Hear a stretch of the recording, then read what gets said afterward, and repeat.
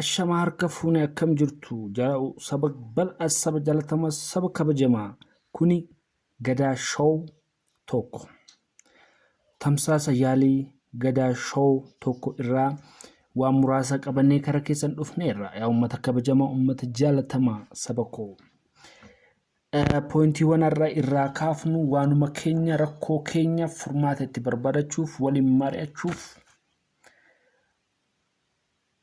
kan barbaachisan jennee qabanne fuunee karaa keessan dhufneerra hordoftoota fi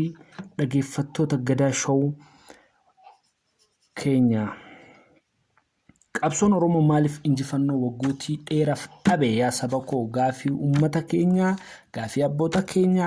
gaafii akaakayyoota keenyas ture arramoo gaafii kiyyaa fi keessanii qabsoon Oromoo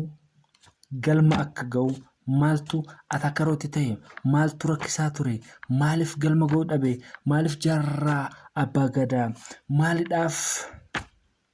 Bakar Waaree maaliidhaaf General Waaqoo Guutuu succeed gochuu dadhaban milkeessuu dadhaban yeroo jennu maaliidhaaf Alamuu Qixxeessaa maaliidhaaf General Taaddee Birruu Abdiisaa Aagaa qabsoo Oromoo kana galmaan ga'uu dadhaban yeroo jennu waa lama sadii irraa dubbanna tokkoffaa tokkummaa dhabu Oromoon yeroo baay'ee kan nu rakkise akka sabaatti tokkummaa dhabu tokkummaa paartii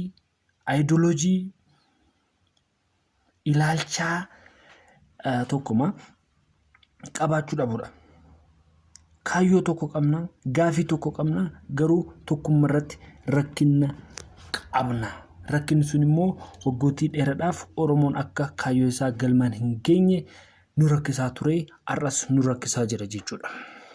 kan biroo siyaasa fiixetti dhibamudha siyaasa fiixettiin dhibamu jechuun yeroo baay'ee kaani jedhe malee kaati jetteen ta'u wanni ani jedhe kun sirriidha situ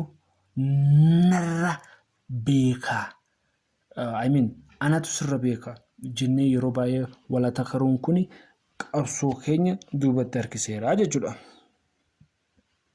kabajamtoota keenya inni biroo aadaa siyaasa wal dhageeffachuu fi wal tumsuu dhabudha Oromoon akka sabaatti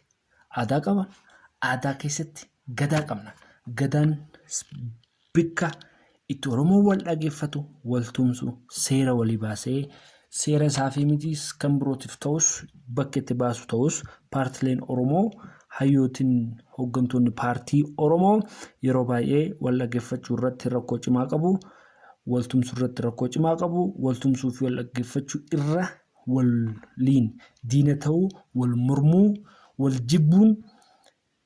fedhii dhuunfaa isaanii fedhii saba isaanii irra caalchisuun saba kana injifannoo inni barbaaduuf akka hin geenye sababa guddaa ta'eera